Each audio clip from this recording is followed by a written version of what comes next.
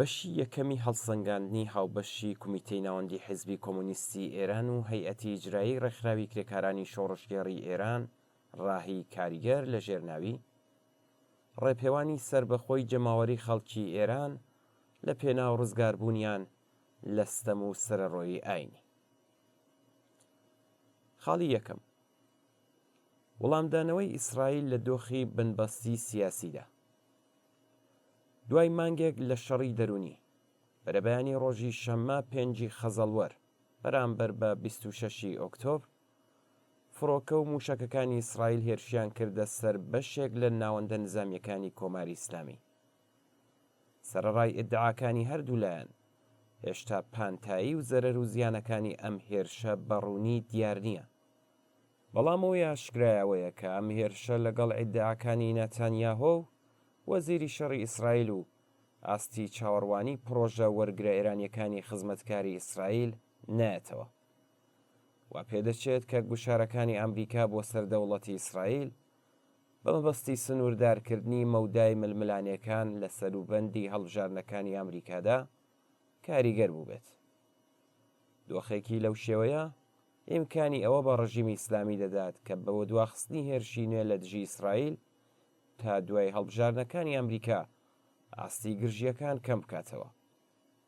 ئەوەی کە ئیسرائیل ناچار بووە هێرشەکانی لە ئاستی چاوەڕوانیەکانی ئەمریکادا ڕابگرێت، تر لە هەموو شتێک پەیوەندی بە دۆخی خۆی لە بەرەکانی دیکەی شەڕەوە هەیە.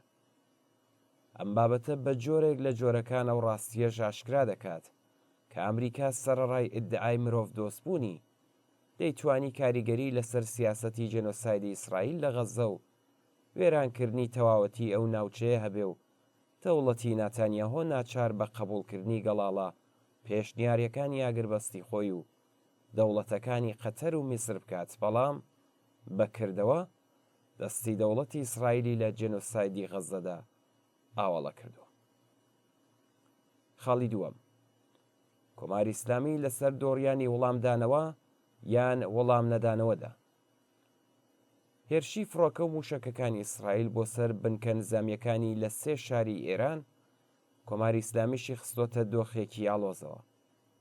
ئاشکرایە کە کاردانەوە سەرەتاییەکانی ڕژیمی جەنایەتکاری ئیسلامی بریتی بوو لە کەمکاریگەر نیشاندانی ئەو هێرشانە و شکستی ئیدعاکانی گاڵانت و نەتانیاهۆ. بەیاننامەی وەزارەتی دەرەوەی کۆماری ئیسلامی ئێران و ڕاگەیاندنی ئەرکانی گشتی هێزە چەکدارەکانی کۆماری ئیسلامی ئێران هەردووکیان جەختیان لەسەر کەمکاریگەر نیشاندانی ئەو هێرشانە و شکست پێهێنانی و هەروەها لەسەر مافی ڕەوای خۆیان بۆ دیفاع لە خۆ لە بەرامبەر دەستدرێژیەکاندا کردوتەوە. بەڵام لە پشت ئەم هەڵوێستە دیپلۆماسیانەوە ناکۆکی و جیاوازی بیرڕای جددی لە نێوان بەرپرسانی وڵاتدا لە ئارادایە. لە نێو دەسەڵاتداراندا دوو ڕەوتی ئاشکرا لەم پەیوەندیەدا ڕیزبەندیان کردووە. یەکەم، لایەنگرانی خۆشکردنی ئاگریە و شەڕە خەریکی هاندان و وروژاندنی لایەنگرەکانی خۆیانن. ئەوان سنوورداربوونی هێرشەکان بە نیشانەی لاوازی دەوڵەتی ئیسرائیل و کۆتایی ئەم ڕژیمە دەزانن و هەوڵ دەدەن هێزە بنکەیەکانی خۆیان بە ئاراستەی شەڕکردن هەم بدەن. چاوخشانێک بەسەر بابەت و هەڵوێستی ڕۆژنامەکانی کەیهان و وەتەنی ئەمروز و کارناسانی میدیا حکومی و نیمچە حکومیەکان ئەم سیاسەتە بەڕوونی دەردەخات. ئەم باڵە بە پشتبەستن بە کۆنتڕۆلی تەواو بەسەر میدیای پان و بەرینی ڕادیۆ و تەلەڤیزیۆن، بەزاڵبوون بەسەر زۆریەک لە سەرچاوە داراییەکانی دەرەوەی دەسەڵاتی دەوڵەت و نفوذ و کاریگەری لە ناو ڕیزەکانی سەرەوەی سپا و هێزی ئینتزامی و بەسیج لە هێز و دەسەڵاتێکی زۆر بەهرەمەندە و تەنانەت هەندێک جار دەتوانێت هاوکێشە سیاسیەکانی ناو دەسەڵاتی کۆماری ئیسلامیش بگۆڕێت. دووهەم، باڵی لایەنگرانی دەوڵەت کە بە شێوەیەکی سەرەکی لە میانەڕە و ڕفۆرمخوازانی ڕاست پێکهاتووە بەکردەوە خوازیاری دامرکاندنی بڵێسەکانی شەڕ و سیاسەتی پاشەکشە لە پەیوەندیە نێودەوڵەتیەکاندایە. لایەنگرانی دەوڵەت ئەو ڕاستیە دەزانن کە دەسەڵاتی ئیسلامی بەهۆی ناڕەزایەتیە ناوخۆییەکان و پەیوەندیە ناسەقامگیرە دەرەکیەکان و هەروەها لاوازبوونی هێزەکانی ناسراو بە بەرەی مقاومەت ناتوانێت بچێتە نێو شەڕێکی بەتەواو ماناوە. لەمڕۆ هەوڵدەدەن بە ڕێگریکردن لە شەڕ هێزەکانی بەرەی مقاومەت لەو دۆخەنا لەبارەی کە تێیکەوتون دەربهێن و پەیوەندیەکان لەگەڵ دراوسێکان و وڵاتەکانی ئوروپا و تەنانەت ئامریکاش پەرە پێبدەن و کۆتایی بە پەراوێزکەوتنی کۆماری ئیسلامی بهێن و هەروەها بە کەمکردنەوە یان هەڵوەشاندنەوەی سزاکان گوشارە ئابوووریەکان سووکتر بکەن.